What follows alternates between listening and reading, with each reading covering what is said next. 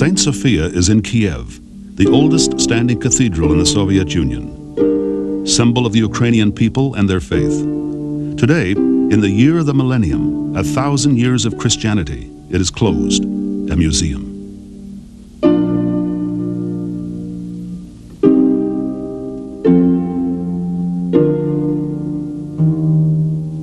The central mosaic, the Virgin Mary, the Aranta. She is known as the indestructible wall, having survived centuries of invasion and persecution. She alone is silent witness to 1,000 years of a nation's struggle for religious freedom.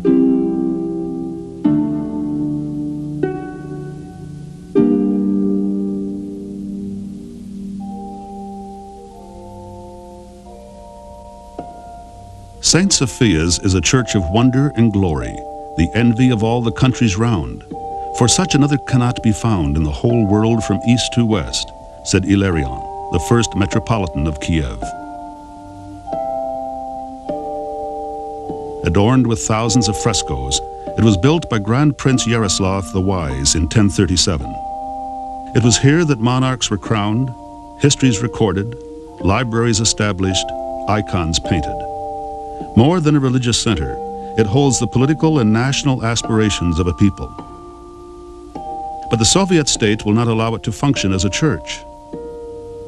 Historically, it was the heart of religious life in Kievan Rus, the land which is now Ukraine.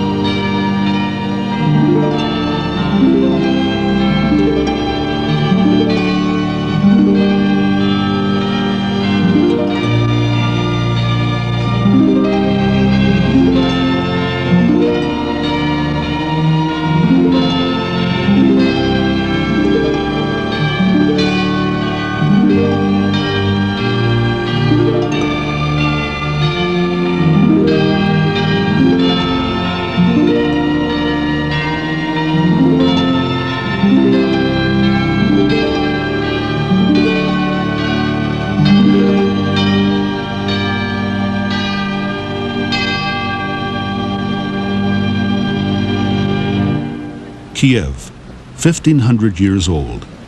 Capital of Ukraine, a Soviet republic with a population of 50 million. Dimly existing on the fringes of Western consciousness. Foreign domination, war, forced famine and hardship has only strengthened Ukrainian national identity, deepened its spiritual roots. But today only half of Kiev's population claim Ukrainian as their national tongue. The rest, Russian. In the year of the Millennium, in the era of Glasnost, there is new hope. For the first time in years, there is anticipation of a better future. People are once again out in the streets.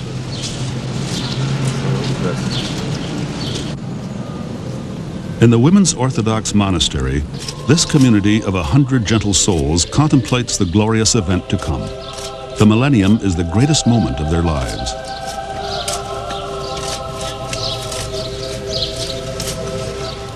As they cleanse themselves in prayer, they clear their garden in preparation.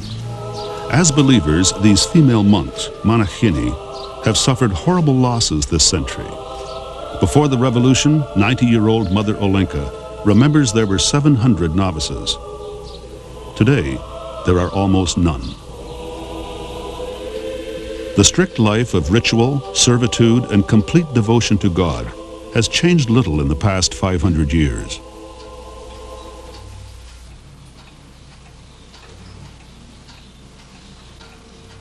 Sister Natalka combines prayer and meditation with the making of ornate robes for the Millennium celebrations. For her, as with any religious artist, this is the work of God. 12,000 kilometers away, in Toronto, preparations for the Millennium are also underway. Vladimir Denisenko, a third-generation iconographer, is completing a project that began 3 years ago with empty walls. He is one of 1 million Ukrainian Canadians, and though he has never been to Ukraine, he brings to his work an inherited passion. I started painting quite early. Already at 14 years of age, I was up at the scaffolding, doing the paintings, the icons, the angels. We are a family of artists. I was starting out like every kid would like to imitate his dad, you know. He was doing paintings and I wanted to get into it too. This dedication has been passed from father to son. Vladimir's ancestors have adorned churches from Ukraine to South America. Essentially, I do it because I like it. I love painting. I enjoy the play of colors. But I also love the theology, what it means. It is a return to the sources of church work, iconography. In these icons, I can practice practically everything that I have been learning, and at the same time develop the spiritual aspect. I think that it is exactly the spiritual dimension. It is the spiritual dimension itself which is this challenge, because it is not an easy road to go. The difficult road was first traveled many centuries ago. Had Vladimir lived in the 8th century, he might have courted persecution and even death for practicing his art. All icons are images of a religious nature. It is an art divinely inspired by prayer, a window into the sacred. Iconography first came to Kievan Rus with Byzantine monks. The Ukrainian school would become world-renowned. For Vladimir, the circle would soon be completed. I was born already outside of Ukraine, and it would be very special to go back to Kiev, especially in this millennium year of Christianity and of iconography, the beginning of iconography. Kiev, city of churches. St. Andrew, Ukraine's patron saint, prophesied, "On the spot a great city shall rise, and God shall build many churches therein." But what sort of churches? What type of religion? According to legend, Prince Volodymyr, a 10th century pagan, sent out emissaries to explore the world's religions. They rejected all but for Greek Byzantine. They took us to the place where they served God, his men reported, and we did not know whether we were in heaven or on earth. Down this cobblestone street 1,000 years ago to the Dnipro River, Prince Volodymyr led his people. As chronicled by Nestor the monk, Prince Volodymyr posted heralds to announce that those who did not become baptized would risk his displeasure. The multitude assembled in the river and cried, "If this were not good, the prince and his nobles would not have accepted it."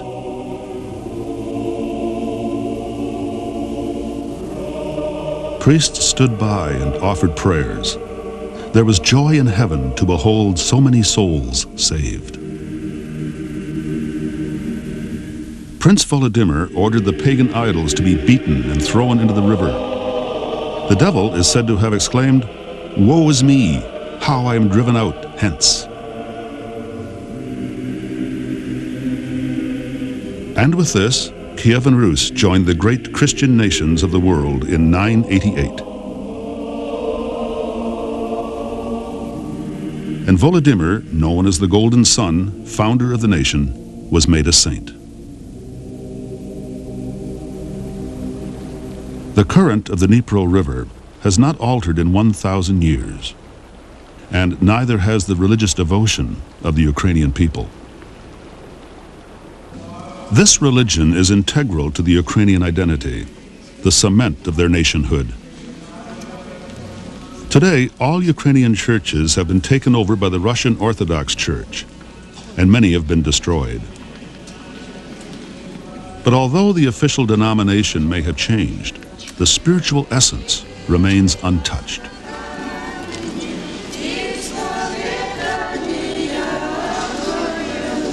Under Glasnost, the atheistic state has loosened its restrictions on religion. Limited demonstrations of faith are now permitted. But it is still far from the dream Volodymyr envisaged so long ago.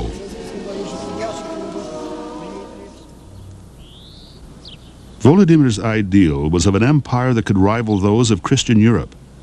His acceptance of Christianity was a deliberate act, setting a new historical course for his kingdom.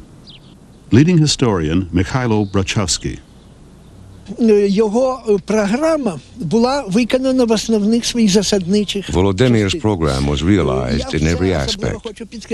This concerns not only the introduction of Christianity, but also the greater, wider reforms realized by him during this 80-year time span in the 10th century. Це і адміністративна реформа, це These were administrative reforms, military reforms, judicial reforms, and of course, religious reforms which were paramount. All of this was connected to one primary goal. Saint Sophia, Mother Church of Ukraine, symbolized that goal. To place Kiev and Rus alongside the great powers of the civilized world. A century older than the Notre Dame in Paris, the Greek inscription reads, "God is in the midst of Kiev. It will not waver. God will help it from the very sunrise."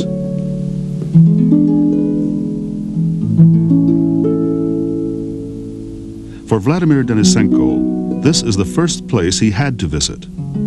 For him, as for Ukrainians then and now, this is the heart of a pilgrimage. It is to Ukrainians what Mecca is to Muslims, Jerusalem to Jews.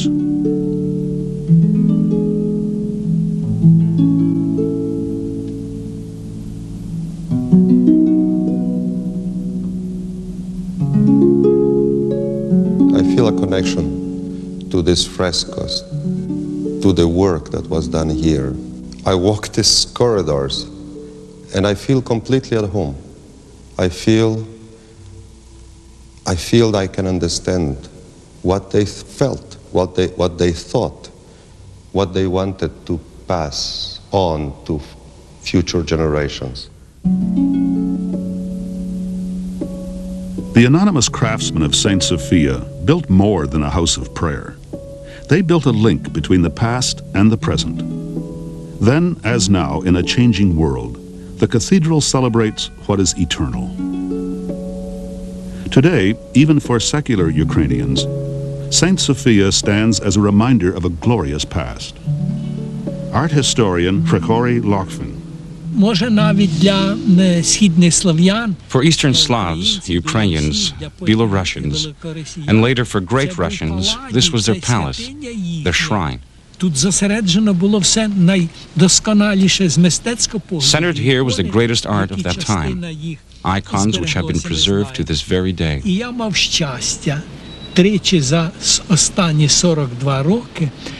I was fortunate enough in the last 42 years to see these mosaics close up, to actually touch them with my hand. I saw the face of the Virgin, the Oranta, the same as I see you now. It was unbelievable. My heart stood still when I saw the face of the Oranta, the immovable wall.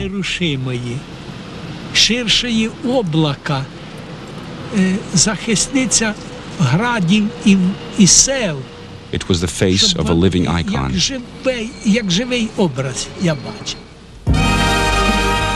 By the 11th century, Kiev had become the religious center of Eastern Europe.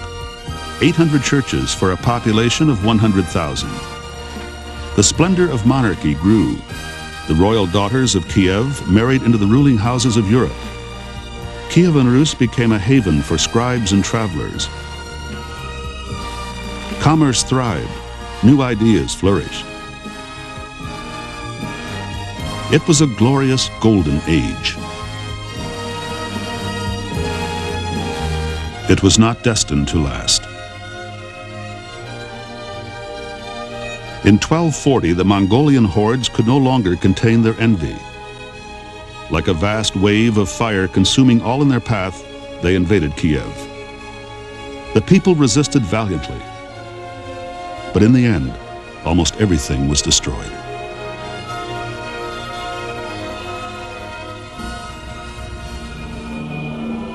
The golden gates of Kiev, the ancient entrance to the city, it stood strong as it has done to this day.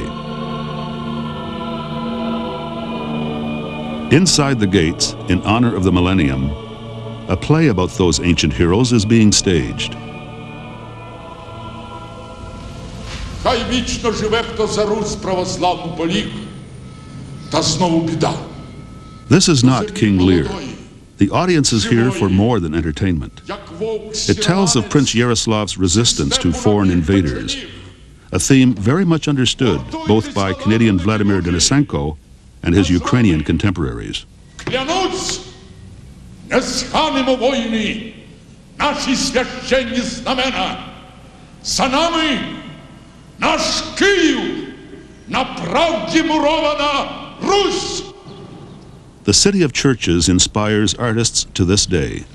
One is award-winning cinematographer and film director Yuri Ilyenko. Мені здається, що, скажімо, від тих часів I believe that what has remained from those old Kievan days is very little and yet в substantial. якому розумінні, скажімо, та енергія духовності, та сила духовності, та which way? енергія творчості, яка spiritual була, strength. існувала в стародавньому Києві, That strength of creativity, that energy which existed in old Kiev was so strongly formed by the people that it still comes to us through the ages. великий час до нас ця енергія доходить.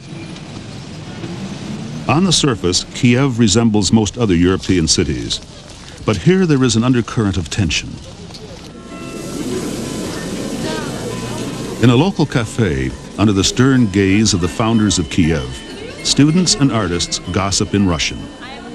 Vladimir, the Canadian visitor, tries to make contact in Ukrainian. Я не думаю, але це...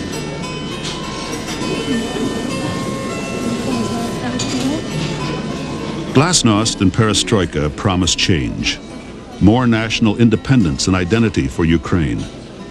But in the Soviet Union, waiting patiently has become a national pastime, and political goodwill, just like coffee, can sometimes run out.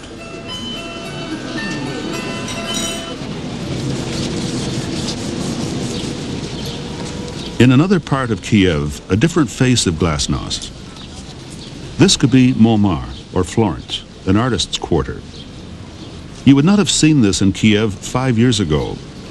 Gorbachev has permitted a certain controlled openness. There is the beginning of a timid cultural renaissance. But 70 years of Soviet domination casts a shadow of fear, and the broken promises of the past are difficult to forget. Still, there is hope and humor. Ukrainians have not yet lost the ability to laugh at themselves.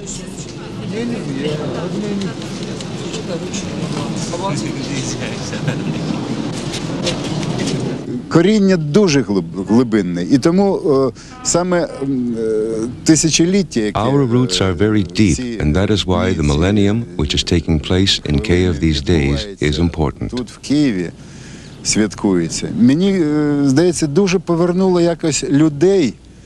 It is shifting the focus of people to basic aspects of human existence, Дуже важливих to its spirituality, до її духовності, до того великого ареалу культури, який to the great culture which was formed here, which we neglected for so long. Які досить ми ганебно забували. Neglect wasn't always accidental.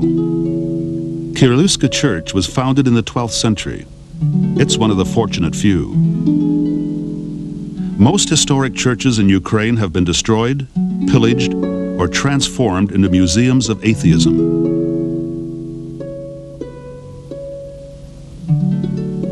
On these walls, frescoes made by Mikhail Vrubel, one of the greatest iconographers of the 19th century.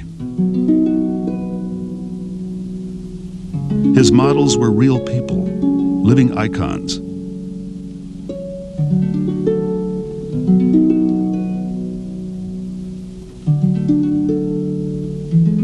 His genius was unrewarded. He died alone, impoverished, in a mental hospital.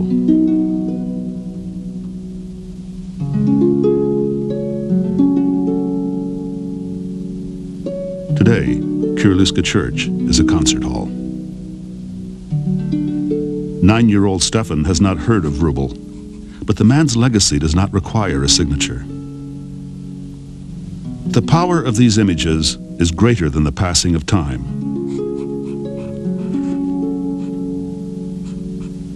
Perhaps the fates will be kinder to this young artist.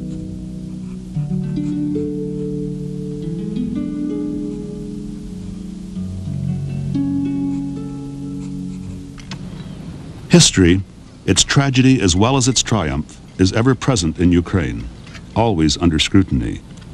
This archaeological dig is on the site of a 12th century burial ground. Leading archaeologist Petro Tolachko. Much of what was in Kiev 1,000 years ago has vanished. What remains is the spirit from those old days. After all, only 10 centuries separate us from Kievan Rus. І кожен із нас в собі несе коріння, які закладалися десь в часи Київської Русі. And each one of us carries the roots which originated in old Kiev. Ми бачимо на екрані. І сьогодні Today there is a renewal of that spirit. Своєрідне відродження цього духу.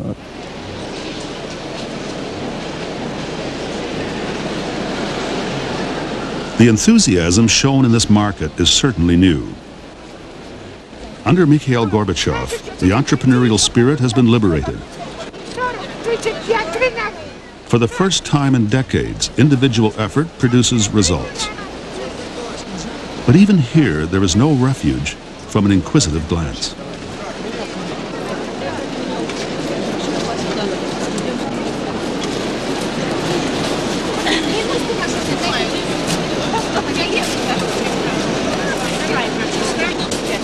The average wage is 120 rubles, or $240 monthly. Few can afford strawberries at 10 rubles a pound. Vladimir tries his new world charm.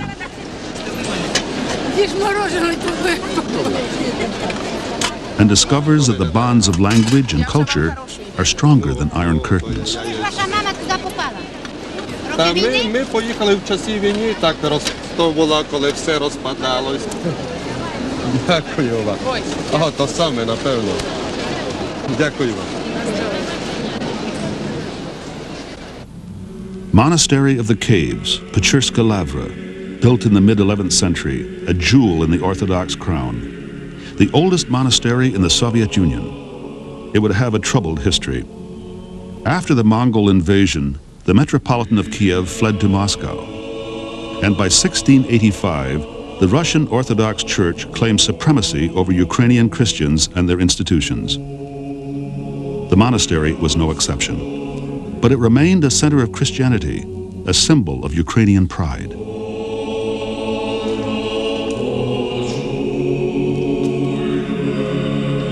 Pilgrims come from all over the world to this sacred spot. It was the center from which Christianity radiated to the rest of the country. Vladimir must also pay his respects. These caves, built deep in the bowels of the monastery, are known as the region and shadow of death. The first monks lived in these tiny cells. They carved out their beds from the rock itself. The labyrinth of subterranean chapels provided spiritual sustenance.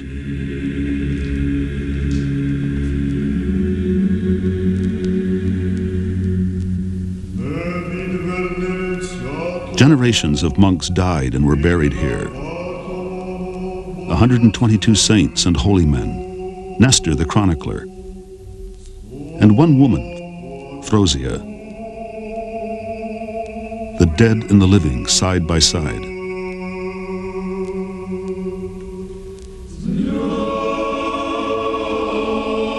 Their remains were preserved as mummies by the dry atmosphere and natural environment.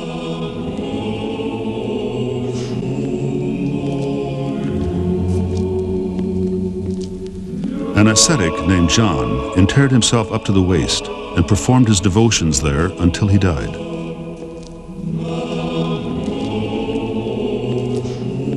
After the revolution, the monastery was closed. For the Millennium, it has been partially reopened and returned to the monks.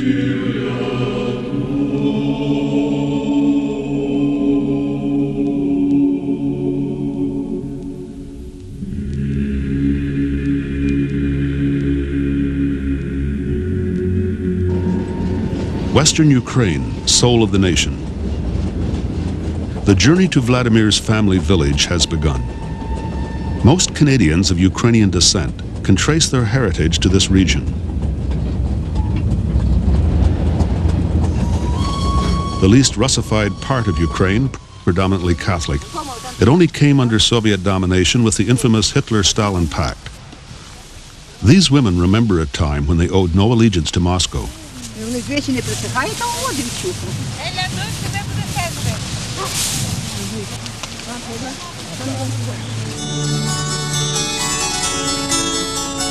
Capital of Western Ukraine, Lviv, a Slavic Vienna, with a population of 1 million. Ukrainian is the language of the streets here. Vladimir can feel at home.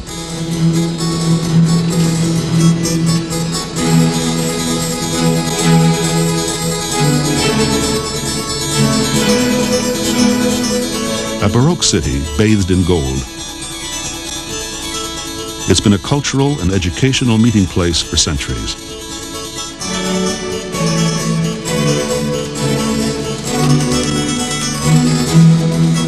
Watched over by beloved 19th century poet Ivan Franko, who dreamt of a circle of free nations.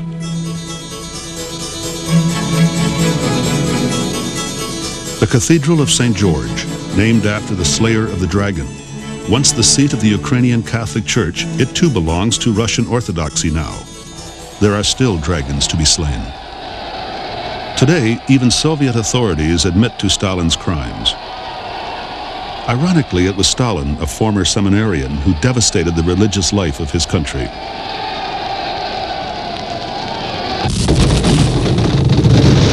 Ukraine is home to more than half of the churches in the Soviet Union, and hence suffered horribly.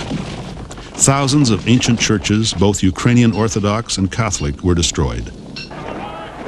Monks, priests, bishops, nuns were humiliated, murdered. Entire families of believers were tortured and imprisoned. Sacred icons, revered for centuries, were desecrated. It was the rape of a civilization. Formerly the Catholic Cathedral, this building houses 6,000 icons and religious artifacts salvaged from violated churches. It is now the Museum of Atheism and Religion. От бачите, румунські, молдавські ви знаєте, а в нас прекрасні ікони, але вони ще не наскільки спопуляризовані, щоб Vasil Hlinchak, art historian, gives Vladimir a rare glimpse of treasures the public will never see. Так, це українська, це десь деяких причин в часи застою. There will be no exhibit of these icons for the Millennium. Що вийшов всього-навсього один альбом українських ікон. The power of the icon lies in its relationship with the viewer.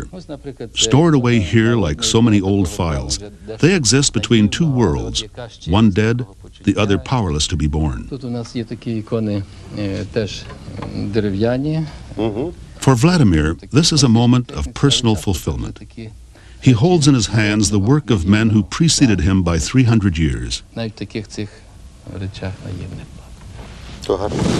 Ну, а це, я думаю, це. But they spoke the same language, pursued the same dream, practiced the same art. They reach out through time with a voiceless song. Це з церков старих. Часом їх уже самі служителі культу усували. Знаєте, все новому часом надають перевагу. Різними шляхами. Але добре, що воно приходить і зберігає. The Ukrainian icon maintains a separate place in the great family of Byzantine iconography. Vivid in color, symbolic yet subtle. There are religious artifacts here which belong to the Orthodox Church in Western Ukraine. Ікони, є тут скульптури, які були в католицьких храмах. There are also icons and sculptures from Catholic churches. This museum has done a good service because it saves and restores objects marked for destruction, objects which may have been lost or forgotten. 40 years ago, this area was the cutting edge of World War II. It was where the Soviet and Nazi war machines clubbed each other until one could no longer get up. Ukraine, caught in the middle, lost 7 million. It was the last in a series of wars spanning 8 centuries. During this time, Ukraine had known only a few years of real independence. Throughout these turbulent years, only the church remained constant, mother and father of Ukrainian identity. At the core of this faith is baptism, the initiation of a new child into the community. Even though baptisms are not encouraged, and these parents could be prosecuted by the state, it is estimated that in rural Ukraine, over half of the children receive the sacrament, one way or the other.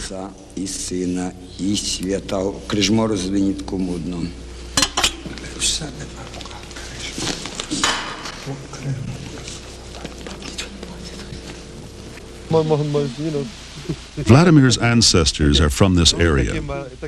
After the service, he shares his work with some local villagers.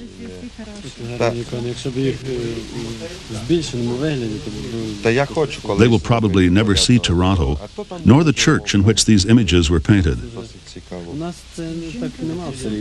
But icons are a spiritual link, a language universally understood.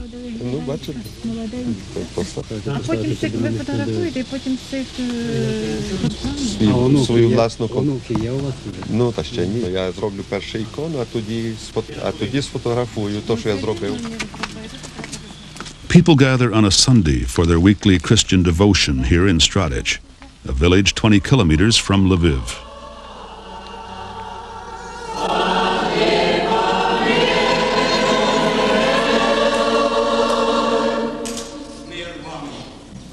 This is a Russian Orthodox church. For these villagers, it is their only religious and legal option. A handful of Protestant churches are tolerated, but the ancestral, the indigenous churches, the Ukrainian Orthodox and Catholic churches are not.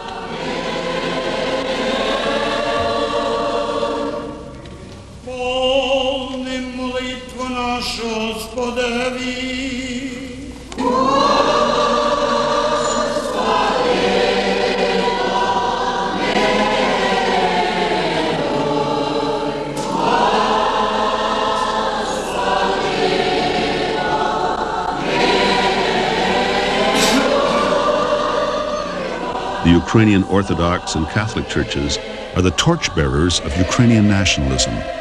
Thus, they are a threat. And the monolithic Soviet state does not tolerate threats. This is underground footage, secretly filmed and smuggled out of the Soviet Union. Since 1946, when the Ukrainian Catholic Church was abolished, the state has destroyed and locked thousands of Ukrainian Catholic churches. One single and effective method is to simply remove the roof. In this context, weddings become a symbol of defiance. This couple had to take civil vows first to satisfy government regulation. Their church is still locked. Challenging the local authorities, the wedding party goes to the woods for a surreptitious religious ceremony. Josef Turelya has spent 23 years in Soviet prisons for his beliefs. He is a Ukrainian Catholic activist, a founder of a religious rights movement, and a member of the Helsinki Monitoring Group. He was recently released to the West and now lives in Toronto, but he refuses to give up his fight for the Ukrainian Catholic Church. Before you, the Constitution of the Soviet Union. Article 52 states that religion cannot be forbidden in the Soviet Union, and that all believers have freedom to practice their religion. On the basis of the Constitution, we demand legalization of the Ukrainian Catholic Church as well as the Ukrainian Autocephalous Orthodox Church. This photograph of the main KGB prison in Moscow was smuggled to the West. Turelya was imprisoned here, as were many others, for their religious beliefs. All but 3 of these imprisoned Ukrainian Catholic priests are now dead. Recently, 10,000 Ukrainians signed a petition demanding their own church. The government replied with repressions, destroying and burning our churches. In 1987, 150 Catholic churches were destroyed, burnt, closed, because they had resisted Russian Orthodox appointees in their villages for 40 years.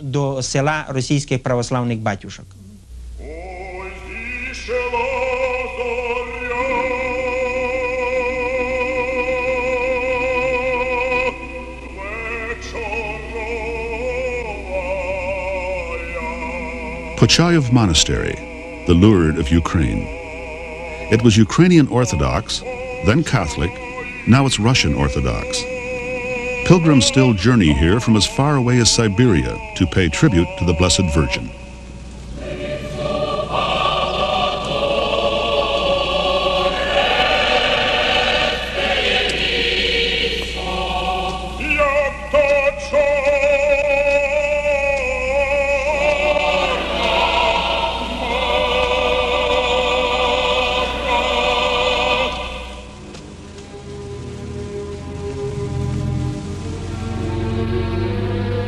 One of the miracles of Puchayev is this imprint, claimed to have been left by the Virgin Mary in 1240. It is said that she appeared on the rock of Puchayev, and from her footstep sprang a miraculous brook. To this day, the holy water is coveted by pilgrims for its curative power.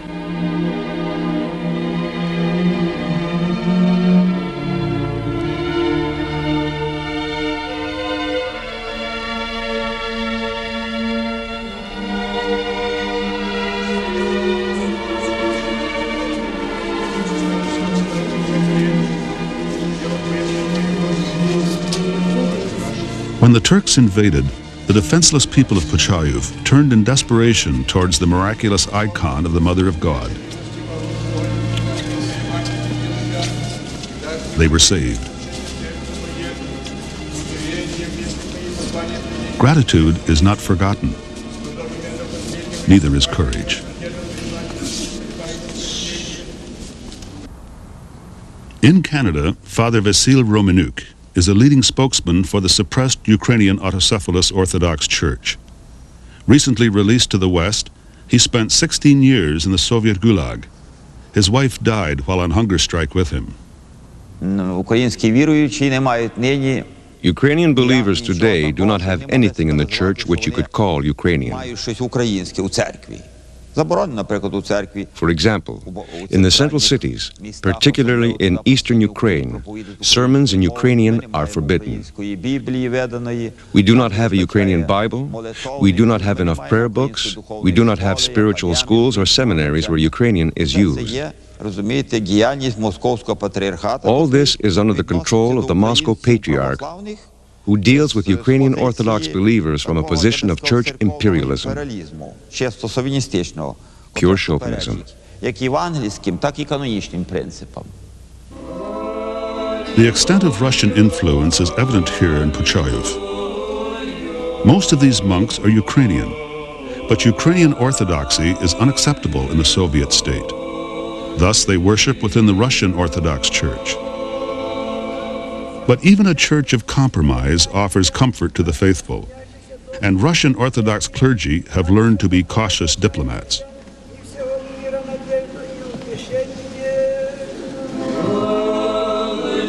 The state will tolerate the church only if the church tolerates the state.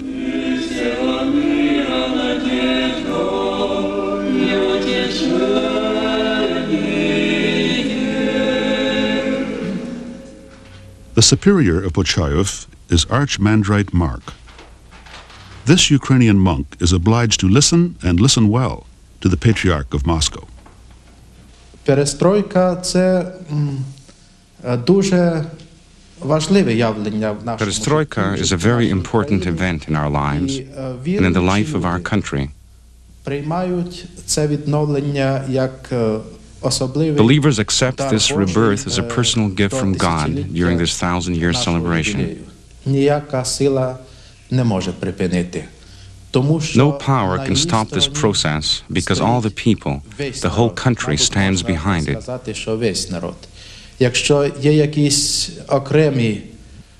If there are some people who do not like it, they are very few.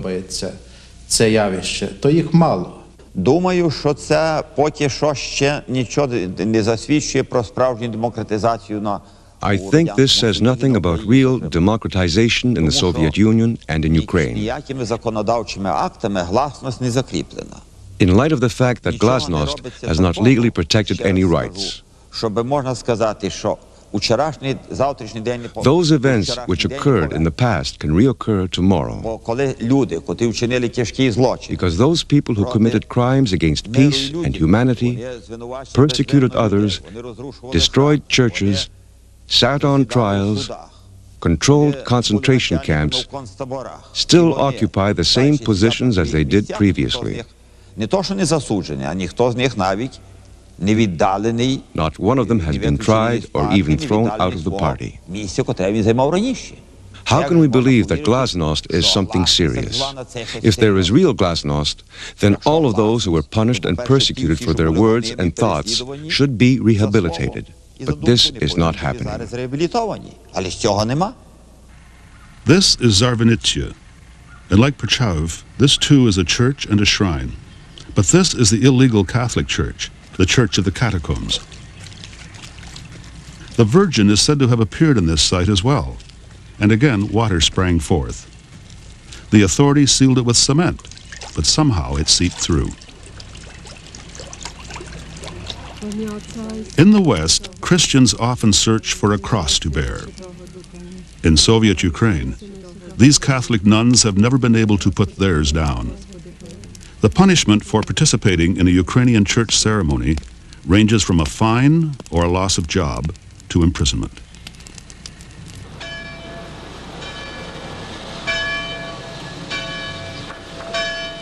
The church in the village of Stry is a simple one.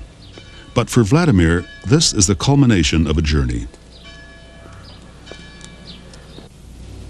The grandfather he never knew painted the icons in this church almost 50 years ago. Here, at last, the circle is complete. Very strange to be in the village where my grandfather has worked. Since I never met him, I never knew him. But there is this that is left of him. My father worked with his father, just as I worked with my father.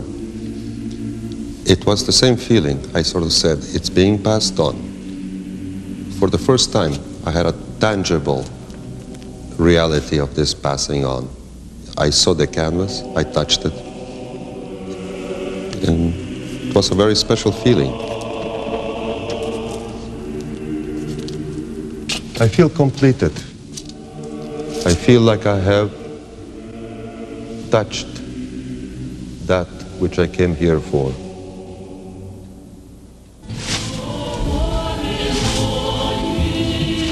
Vladimir came for answers, but what he encountered was the timeless land itself, the land where his parents met, loved, and were married. This feeling, my parents walking there, my grandparents being there, this whole tie-up, I'm finally connected to this land from where I am. In these Carpathian mountains, for a moment, questions no longer seem to matter.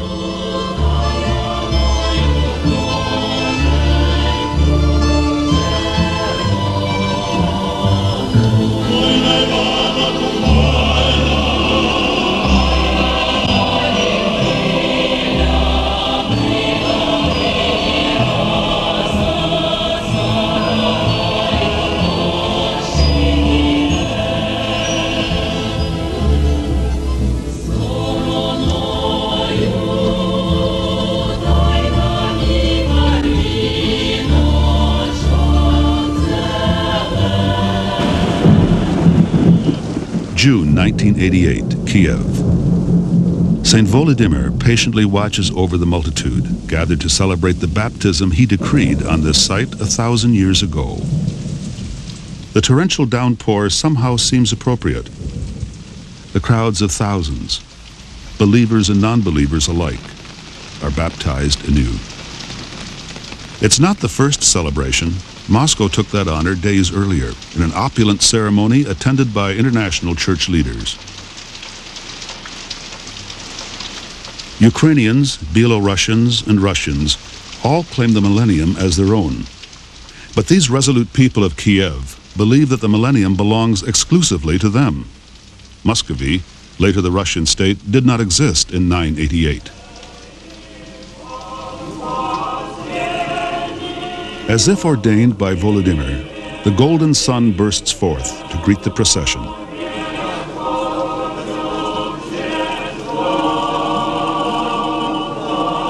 This is a time for rejoicing, a time to recall 1,000 years of survival.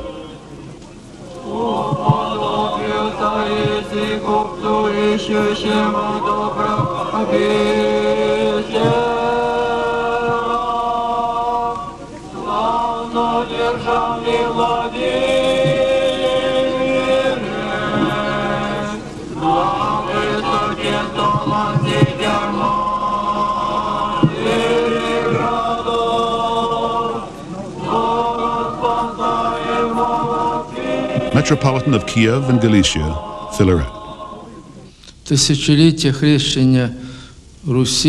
The millennium of the baptism of Rus has great significance not only for the Russian Orthodox Church, but also for the entire Christian world. That is why, for our celebrations, which took place June 5th to 16th of this year, there was a gathering of the heads and representatives from the churches of the entire world. This is a spectacle for the Western world. Sensationalism to supposedly show that glasnost is taking on concrete forms. There are no concrete forms. This is simply a demonstration for the West, because nothing real has been done. There are no legal documents to support glasnost. For the thousands gathered here today, this is a moment they have waited for literally all of their lives. They've traveled here from all parts of Ukraine, merely to stand outside St. Volodymyr's Cathedral, site of the Millennium celebrations.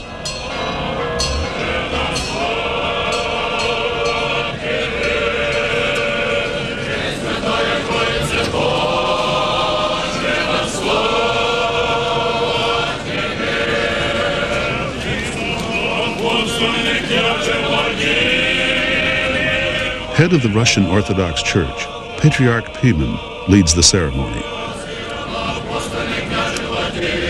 Along with his deputy, Filaret, Metropolitan of Kiev and Galicia.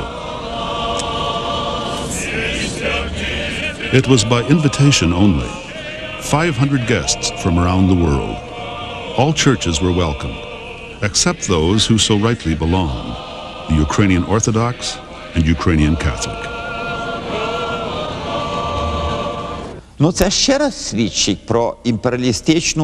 This once again illustrates the imperialistic tendencies of the Moscow Patriarch. That the center be Moscow, not Kiev. So as to belittle the role of Kiev, Kiev and Rus, Kiev and Ukraine, in this celebration of the Millennium of Christianity.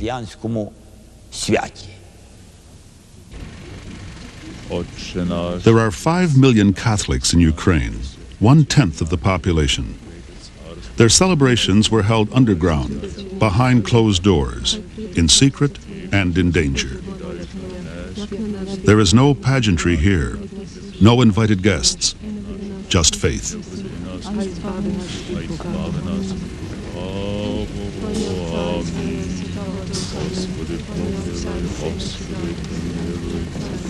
Hundreds of thousands across Ukraine commemorated the Millennium this way. Fellow Ukrainian Catholics around the world celebrated with them. The main ceremony, the public one, was held in Rome, in the presence of the Pope.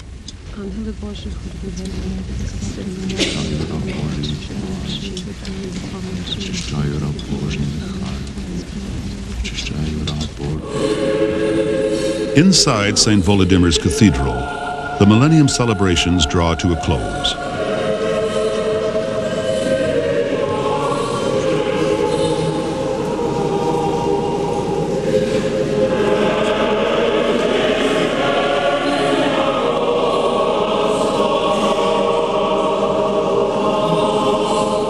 This is a Russian Orthodox ceremony, but it differs little from that of the Ukrainian Catholic or Ukrainian Orthodox. Yet one is tolerated, the other's not. In reality, the clash between the churches has nothing to do with faith or religion. It is a conflict of culture, language, history, and nationhood.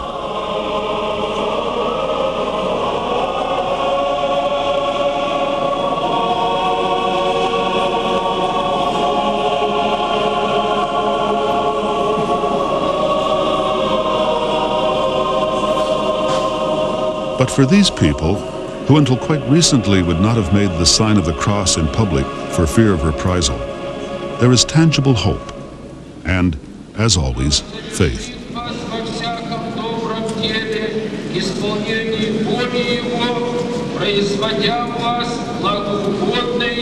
The sermon by Metropolitan Filaret was in Russian. The religious ceremony also had a political agenda. The theme of the religious celebrations was world peace and the implementation of General Secretary Gorbachev's plan for the elimination of global nuclear weapons by the turn of the century.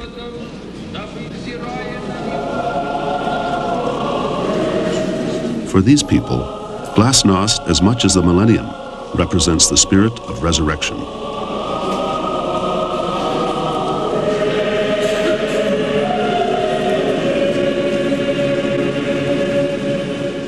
We are happy that our celebrations are taking place during this period of perestroika.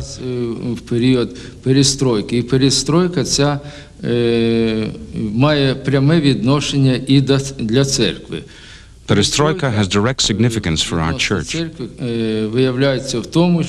We are opening new churches, new monasteries. Until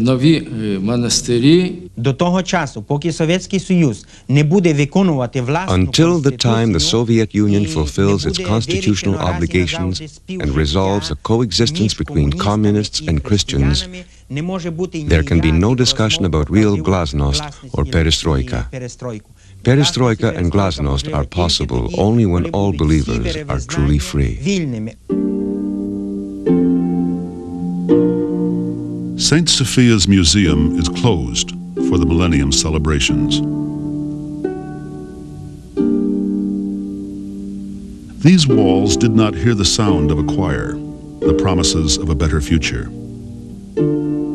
The cathedral remains empty, filled only with memories of a glory that once was.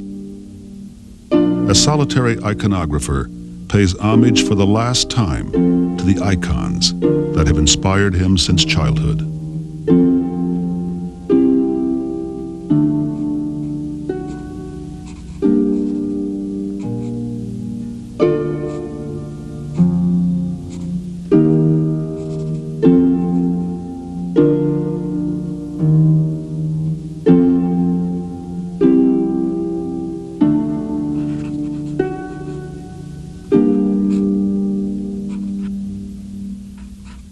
As an iconographer, especially as an iconographer, this 1,000 years celebration was for me something very special. That I was here, that I participated, that I stood on this ground, that I was in Kiev where the baptism occurred. And to me, yes, I do want to make an icon of it. I want to see it. I want to myself to leave something else, leave something special for perhaps someday someone like me coming 1,000 years afterwards and seeing my work and saying, not bad, he didn't do so bad, did he?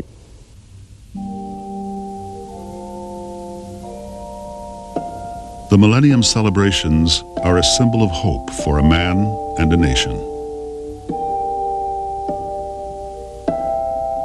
But how much change will Glasnost bring?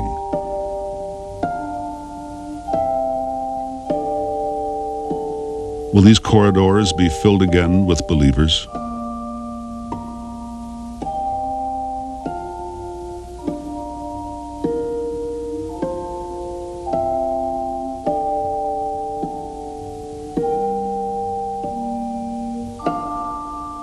Will the Orata of St. Sophia, silent witness to 1,000 years of struggle, ever gaze upon the triumph of faith?